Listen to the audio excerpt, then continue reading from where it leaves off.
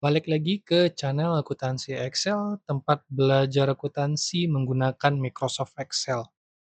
Nah, kebetulan pada video kali ini kita akan membahas salah satu materi CE, eee, yaitu tentang akuntansi manajemen lanjutan dengan bab sistem informasi akuntansi keuangan dan akuntansi manajemen.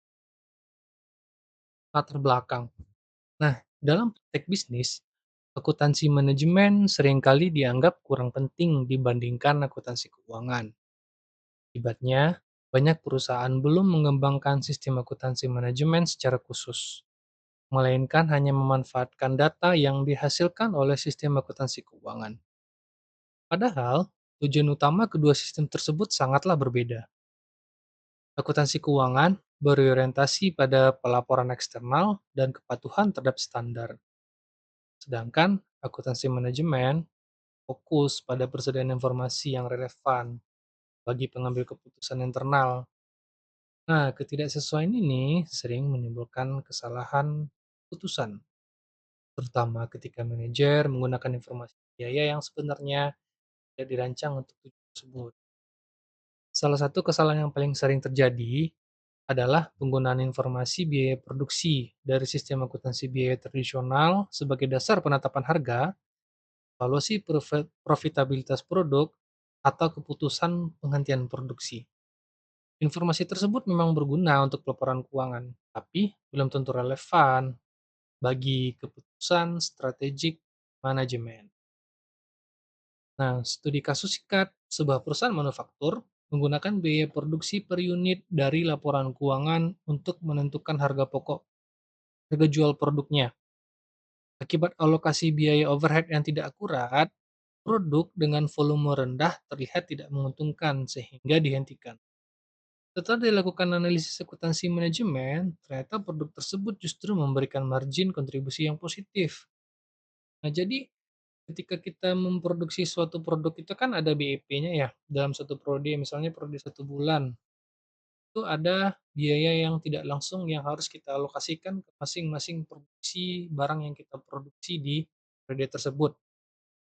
Nah, di sistem akuntansi manajemen kita nggak bisa memakai langsung angka dari sistem akuntansi keuangan, karena nantinya akan bias. Untuk itu ada pendekatan khusus nih di situ, sehingga setelah berlalunya atau historical cost-nya, barulah kelihatan margin kontribusi positif atau negatif dari output. Lalu sistem informasi akuntansi keuangan. Nah, sistem akuntansi perusahaan secara umum terbagi menjadi dua kelompok besar, yaitu sistem akuntansi keuangan dan sistem akuntansi manajemen. Sistem akuntansi keuangan dirancang untuk menghasilkan laporan keuangan yang digunakan oleh pihak eksternal, seperti investor, kreditur, pemerintah, dan lembaga pengawas. Laporan keuangan harus disusun sesuai dengan standar akuntansi yang berlaku, seperti K. Bagi perusahaan publik, laporan tersebut juga harus mematuhi peraturan otoritas pasar modal dan disampaikan secara berkala. Laporan keuangan yang dihasilkan mencakup laporan posisi keuangan, laba rugi, penghasilan penghasilan komprehensif lain, arus kas, dan juga perubahan ekuitas, serta catatan atas laporan keuangan. Tujuan utama laporan tersebut adalah memberikan gambaran menyeluruh pengelolaan dan kinerja perusahaan, bukan untuk menyajikan informasi rinci per produksi atau per produk atau per aktivitas. Terus, karakteristik sistem akuntansi manajemen. Nah, berbeda dengan akuntansi keuangan, sistem akuntansi manajemen dikembangkan untuk memenuhi kebutuhan internal perusahaan. Sistem ini bertujuan membantu manajer dalam perencanaan, pengendalian, dan pengambilan keputusan. Oleh karena itu, sistem akuntansi manajemen tidak terikat pada standar formal selama informasi yang dihasilkan relevan dan bermanfaat. Sistem akuntansi keuangan dan akuntansi manajemen tidak dapat sepenuhnya digabungkan karena beberapa perbedaan mendasar, antara lain, akuntansi keuangan berfokus pada kinerja perusahaan secara keseluruhan. Terus frekuensi pelaporan relatif panjang, sehingga terhambat dalam kita mengambil keputusan atau melakukan perencanaan atau pengendalian. Terus informasinya bersifat historis. Nah, historis dengan yang akan datang itu akan berbeda. Contohnya, jika secara historikal kita punya bahan baku yang kita beli dari supplier A misalnya, harganya 500 per kilo. Tiba-tiba ada proyek nih yang akan kita ambil. Nah, jika kita negosiasi permintaan harga tambahan, ternyata supplier kita mau minta harganya dilebihkan 5.500. Itu harga yang kita pakai nggak bisa dong harga historikal, harga market. Nah, itu informasi yang bersifat historis kadangkala tidak bisa kita gunakan di sini. Terus juga penggunaan asumsi dan konsep akuntansi tertentu yang tidak selalu relevan untuk keputusan manajerial. Manajemen membutuhkan informasi yang lebih detail seperti ya dan laba-laba produk, pelanggan, atau aktivitas. Informasi ini penting untuk analisis profitabilitas, efisiensi biaya, dan penerapan strategi harga. Dalam praktek, pendapatan biasanya dapat ditelusuri langsung ke produk atau ke pelanggan. Namun, biaya seringkali terdiri dari biaya langsung dan biaya tidak langsung. Biaya langsung dapat dibebankan secara akurat ke produk, sedangkan biaya tidak langsung harus dialokasikan menggunakan dasar tertentu. Dasar alokasi seperti unit produksi, jam tenaga kerja, dan jam mesin sering menghasilkan pembebanan biaya yang berbeda-beda dan kurang mencerminkan konsumsi sumber daya yang sebenarnya. Nah, studi kasus singkat. Perusahaan elektronik mengalokasikan biaya overhead berdasarkan jam tenaga kerja langsung. Produk otomatis terlihat lebih mahal dibandingkan produk manual. Padahal konsumsi overhead terbesar justru berasal dari mesin otomatis. Keputusan penetapan harga menjadi tidak tepat. Itu ya, jelas ya. Terus ada lagi nih, studi kasus naratif singkat. PT Maju Jaya menggunakan laporan laba rugi berbasis full costing untuk mengevaluasi kinerja produk. Produk dengan volume kecil tampak merugikan karena dibebani alokasi biaya overhead yang besar. Setelah perusahaan menerapkan analisis berbasis akuntansi manajemen dengan pendekatan biaya variabel, produk tersebut ternyata memberikan kontribusi positif terhadap laba perusahaan. Kasus ini menunjukkan bahwa perbedaan karakteristik sistem akuntansi dapat menghasilkan kesimpulan yang sangat berbeda, tergantung pada tujuan penggunaan informasi.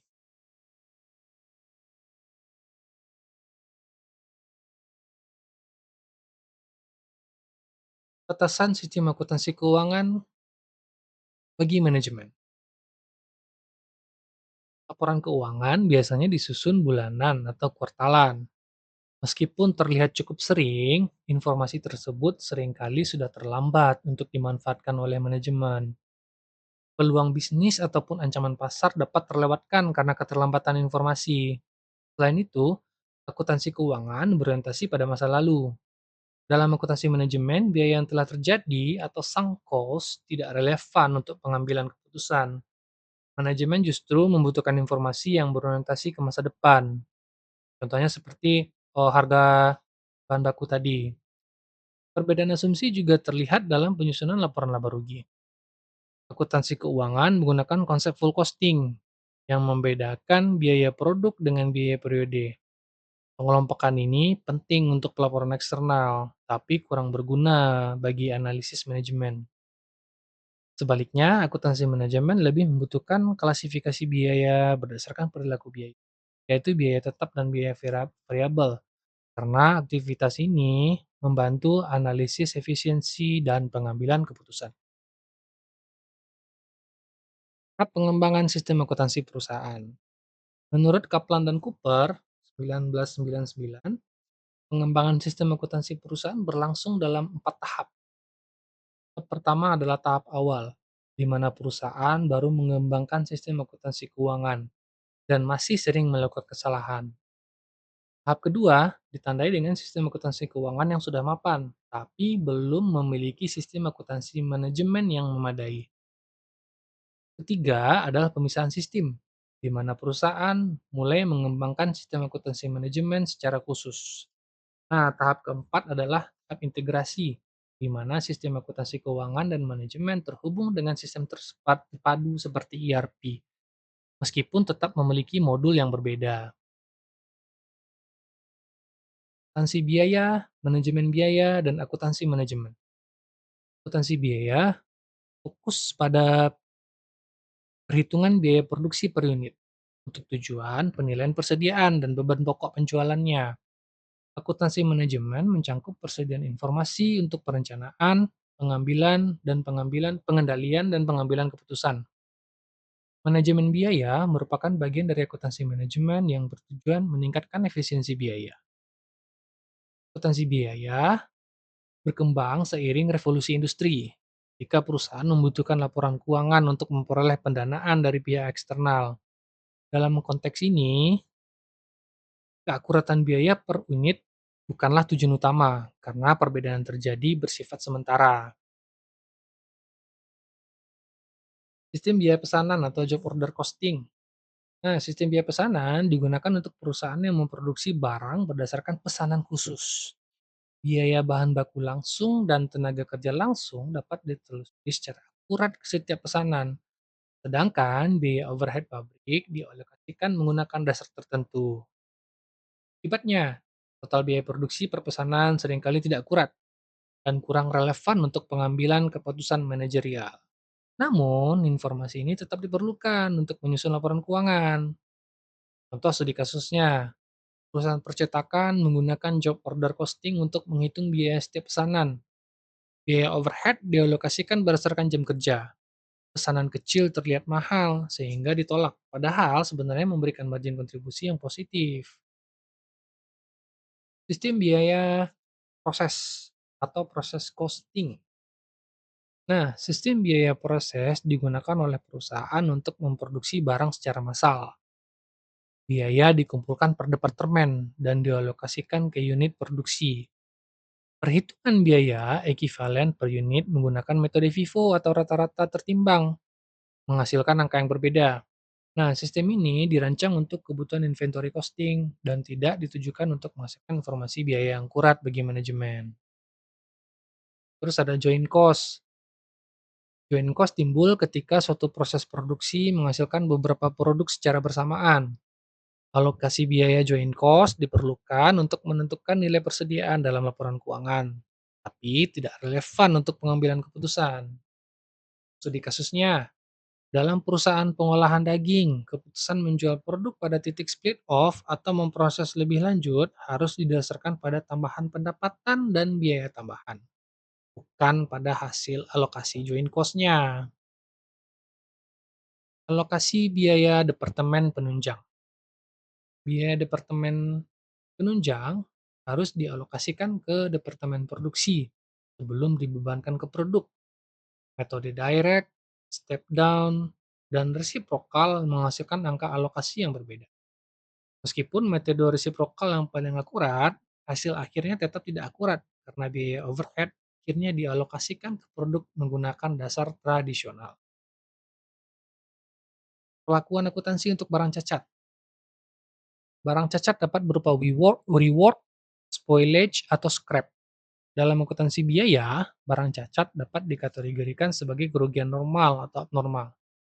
Perlakuan akuntansi ini terutama ditujukan untuk penyusunan laporan keuangan bukan untuk pengambilan keputusan. Nah, untuk barang-barang rework atau cacat ini, biasanya kalau untuk cacat ya, kalau cacat itu biasanya langsung kita bebankan saja ke HPP. Jadi nilai barang tersebut langsung hilang, terbebani ke harga pokok kita yang mengakibatkan harga pokok kita menjadi tinggi. Tapi kalau untuk reward, barang ini hanya pindah gudang biasanya. Jadi misalnya barang itu setelah diproduksi masuk ke gudang barang jadi, ternyata barang ini reject, tapi bisa di-rework. Nah, nantinya barang yang reject ini kita kembalikan lagi ke gudang, ke bahan baku. Nah, efeknya adalah bahan baku kita jadi lebih tinggi nilainya, karena ada biaya-biaya tenaga kerja langsung atau biaya overhead yang udah terserap kan ke situ. Jadi, dia balik lagi ke bahan baku gitu. Makanya nilainya lebih tinggi. Kalau bisa ini bisa harusnya ini kita bisa hindari atau kita hilangkan gitu. Tapi dalam proses produksi nggak mungkin kan hal itu teruskan gitu. Cuman ada metode akuntansi yang memperlakukan hal seperti itu. Nah, kita masuk ke kesimpulan nih. Jadi, dari keseluruhan pembahasan dapat disimpulkan bahwa sistem akuntansi biaya dan akuntansi keuangan sejak awal dirancang untuk tujuan pelaporan eksternal, khususnya penilaian persediaan dan beban pokok penjualan. Oleh karena itu, keakuratan biaya per unit bukanlah prioritas utama. Akuntansi manajemen membutuhkan sistem informasi yang berbeda dengan fokus yang relevan pada ketepat waktu dan orientasi ke masa depan. Prinsip different cost of different purpose menegaskan bahwa klasifikasi dan penggunaan biaya harus disesuaikan dengan tujuan pengambilan keputusan. Nah, ini referensi dari yang kita dapatkan dari materi tadi.